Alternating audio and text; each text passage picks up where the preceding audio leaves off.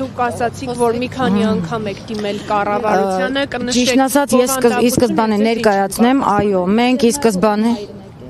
Ես Բելա Գալստյանն եմ, Գալստյանի իմ ամուսնական ազգանունն է,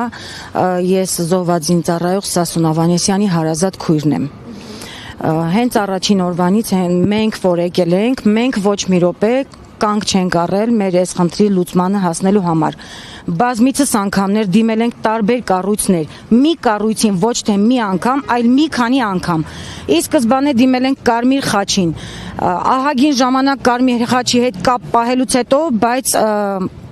զուգահեռ կապի մեջ ենք եղել վարչապետի աշխատակազմի հետ նամակների փոխանցմամբ ու նամակի պատասխան ստանալու վերաբերյալ։ Բացի Կարմիր խաչից դիմել ենք Սիրանուշ Սահակյանի գրասենյակի համապատասխան գործով զբաղվող աշխատակիցների հետ, որ պետքա Եվրոդատարան դիմեր։ Մի քանի անգամ նամակ ենք ուղարկել վարչապետ Նիկոլ Փաշինյանին, իր աշխատակազմին։ Վարչապետ Նիկոլ Փաշինյանը առաջին անգամ նամակը հասցեագրել է արտաքին գործերի նախարարություն։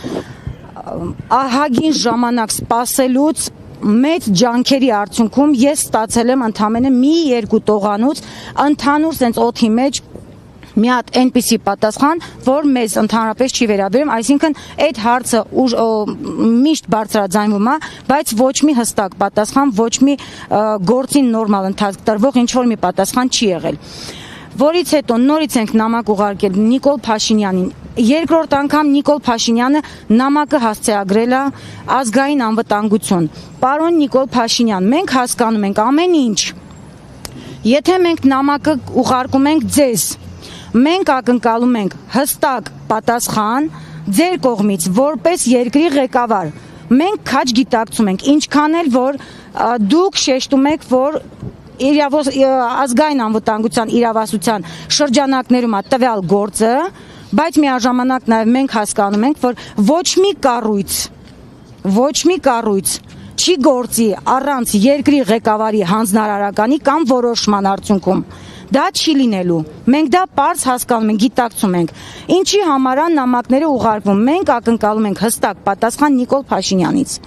Մի քանի անգամ մենք պահանջել ենք հանդիպումը, բայց ստացել ենք այնպիսի պատասխան, որ դա հնարավոր չի։ Պարոն Աբազյանի ազգային անվտանգության նախկին տնօրենի ժամանակ գոնե մեզ մի քանի անգամ ընդունում էր։ Խոստացել էին, որ հարցը միշտ մնում է օրակարգում ու առաջնակի որպես խնդիր, բայց երբեք հստակ ժամկետների մասին չեն խոստացել։ Իսկ նորանշանակ Անդրանիկ Սիմոնյանի հետ էլի նամակ ուղարկել ենք, պահանջել ենք հանդիպում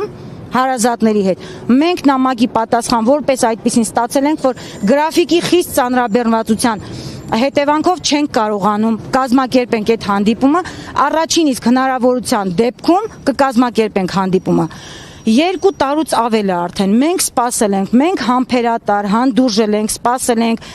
գիտակցելով, հասկանալով, խնդրի ամեն ինչը, մի խոսքով, երկրի վիճակը, այս ամեն ինչը, բայց էլ արդեն համբերելու տեղ չկա։ Մենք նույնիսկ մեր վերջին նամակի մեջ շեշտել ենք, եթե հնարավոր չի պետության շրջանակներում այս գործին, այս հարցին լուծում տրվի, մենք որպես հարազատներ պատրաստ ենք հասնել հակարի անցակետ։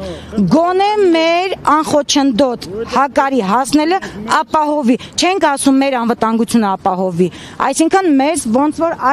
կառավարության շենքի դեմն են համապատասխան աշխատակիցները խոչընդոտում են, չեն թույլատրում առաջ անցնենք։ Դիմել եք նաև Վահագն Խաչատուրյանին, որովհետև ինքը Ալիևին շնորհակալություն էր հայտնում, դիմել եք նրան, որ զբաղվի այս հումանիտար հարցով։ Ոչ, չենք դիմել, որովհետև մենք դիմել ենք Նիկոլ Փաշինյանին, գիտակցելով, որ երկրի ղեկավարը Նիկոլ Փաշինյանն է, ամեն ինչ, ամեն մի կառույց, ես նորից եմ շեշտում, գործում է իր